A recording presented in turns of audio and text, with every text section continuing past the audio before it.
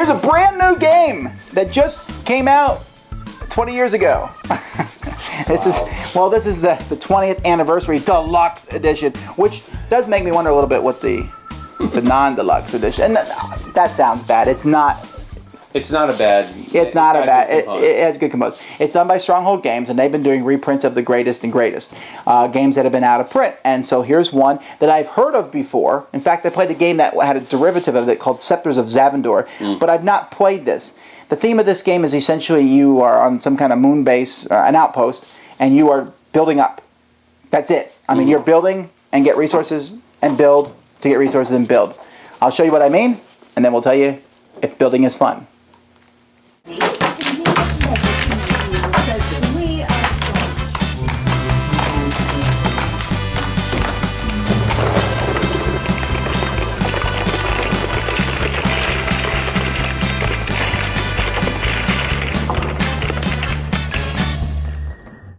There's a lot of pieces that come with this game. As you can see, there's just a ton of counters, there's the different factories, and there's many different piles of cards.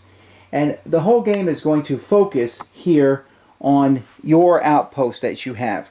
You can see here that this keeps track of your victory points. Here you keep track of your hand size. It starts at 10, but it can go up. And this keeps track of your population limit, which at the beginning of the game is 5. Next to your outpost, you put any factories. These are the ones you start with. You can see you start with 1 water base, and you start with 2 ores. And each of these has 1 colonist that is working these factories. And if you don't have anyone working the factory, then you turn it over to show that it's not working. And each factory is worth a certain amount of victory points. You can see all these factories here are worth 1 point each. Now there's different cards here, different research cards for different eras. There's 4 for era 1. It goes all the way up to 10 for era 2, and then we add all the way up to 13. In the first era, you're going to put out the same number of cards as there is players. And so you'll roll a 4-sided die. And whatever numbers you roll on the 4-sided die, you will turn those cards over. So let's say I roll a 1, 2 2s, and a 4. These are the 4 technologies in a 4-player game that can be bought. Now each of these technologies has a cost on them. You can see the cost here. It has a certain amount of victory points, and it gives you a special ability. For example, this one increased your hand limit by 5. This one allows the colony to support 3 more over here. What players are going to do is, each turn, the active player is going to put one of these up for auction, and players are going to bid on it. Well, where's the money, you might ask? Well, let's go back to these factories that you have. Now, you can see here that I have a water and 2 ore factories, and so that's going to allow me, at the beginning of each my turn, as long as those are manned factories, to draw 1 water card and 2 ore cards. Now, these cards are your money, and you can see that on the back of them, they have different values. Well, these are both 5s, but there's one that's worth 2. There's one that's worth 4. They have an average of a value of 3 on them, while the waters have an average of 7. But they could be higher and they could be lower, depending on what you draw. And so there's some randomness there, but you're going to have a handful of cards that you're going to be using as money. Now you can use that money to bid on these. The starting bid's on each card, and you just have an auction, and eventually people will win the different cards and put them in front of them, which gives them victory points and that special ability. Now, after that, players have the ability to spend their money to buy more factories and buy more workers. Now remember, when you're buying workers, you can only go up to your worker limit. And when you buy factories, there's a lot of different things. Like, for example, here's the different factories that you can buy. You can't buy a titanium factory until you have the technology that allows it. Same thing with research. And different factories, most of the bigger factories come from you having certain special abilities, which would have been nice to have put on the chart here. It doesn't tell you what the prerequisites for the technologies are. It says so in the rule book in various places.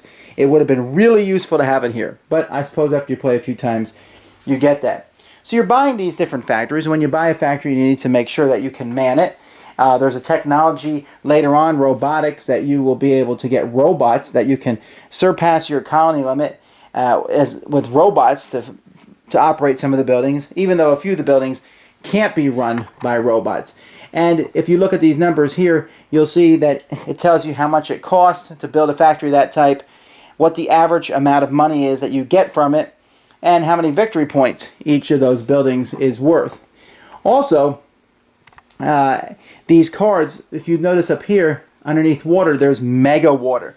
If I ever have 4 water plants, I can draw a mega water instead. That's worth 30. The average of water is 7. 4 of them is worth 30. That still counts as 4 cards in my hand, but it gives me a good rate. I might get lucky and get a better rate. I might get unlucky and get a worse rate. So you have the option of drawing these mega waters or mega titanium or mega new chemicals.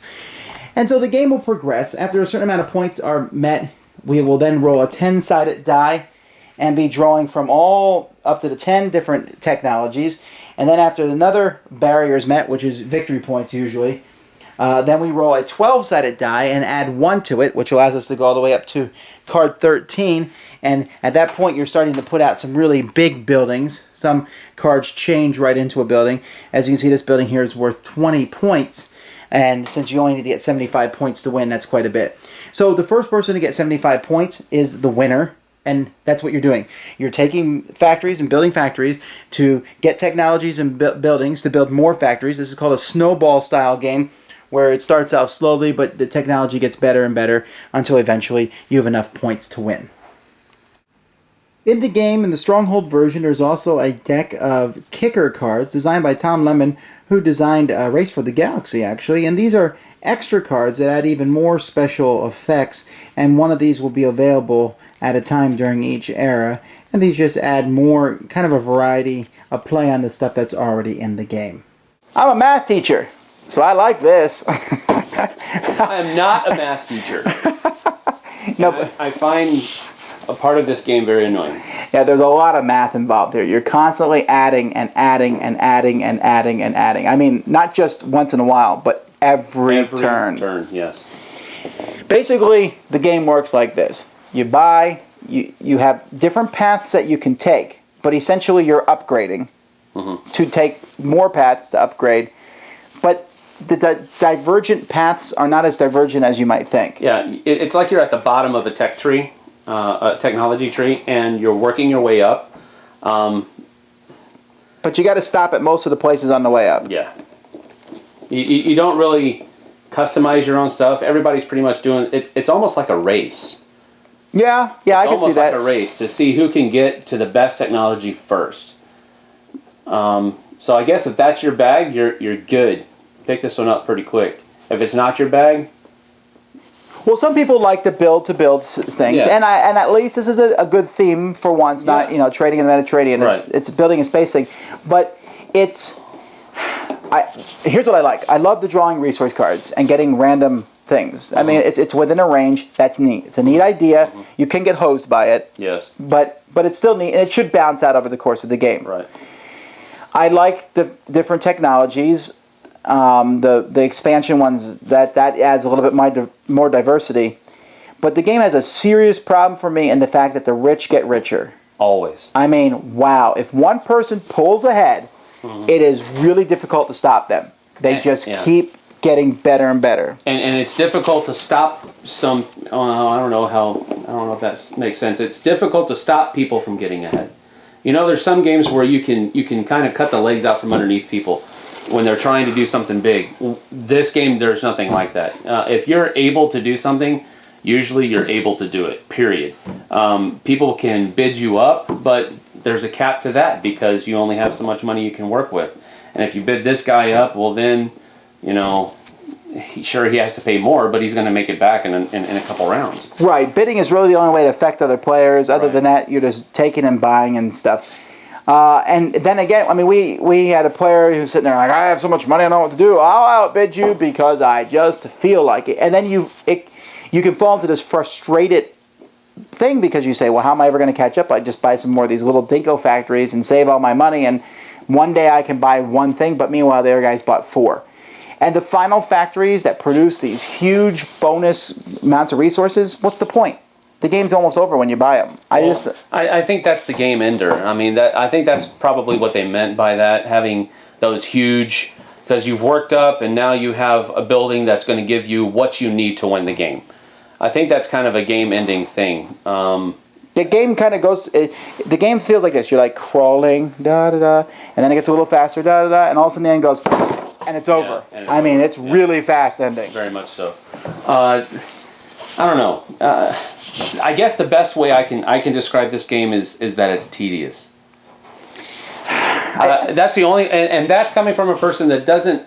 I can do all the math. It's not. I can do it in my head. I don't need a calculator or a piece of paper. Although.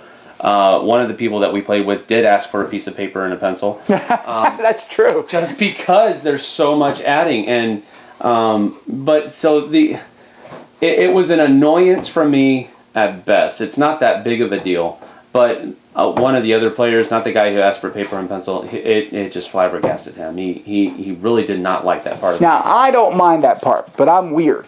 But I like the math and I like adding all the numbers, and I don't even mind the whole game. The problem I have is just that rich get richer thing is just too big for me to ignore. Yeah. And generally, I feel like after 4 games, I feel like I would be playing pretty much the same game all the time. The same thing over and over. So I did not dislike it, but I didn't like it enough to really want to hang on to it either. And this whole 2 to 9 players, no. Yeah, 9 players. Come on. No way. 9 players. What? Now, to be fair, Shame on you for putting 9 in the box. to be fair, we haven't tried it with 9 players. I'm not going to. And, okay, yeah, I understand. I wouldn't want to try it with 9 players either. Maybe, It's your turn. Maybe during playtesting it worked out and it was great with that group of 9 people, but I just don't think, and maybe I'm just being a naysayer here, I don't think it would ever work with any of our groups of people. If a game has 8 or 9 players, it needs to be either a mega game like Twilight Imperium, or it needs to be a really light, fun game. This is in the middle, and it's an economic. Right. Yeah, no. Yeah, well, I'm giving this one nothing. No, I'm giving this one a cybernetic sideways thumb. I cannot recommend it, but at the same time, I do understand that there are some people who would like the mathiness of this. yeah. I'm just not. That rich get richer thing just gets me. Sorry. I'm going to give it actually 1 microbial spore down. I tried to keep a straight face. Why'd you have to laugh? Sorry. Okay, the math is not that big of a deal, but if it's this game over another game that I don't have to add a lot in, I'm going to pick the other game that I don't. Because I play games to have fun, not exercise my mathematical abilities.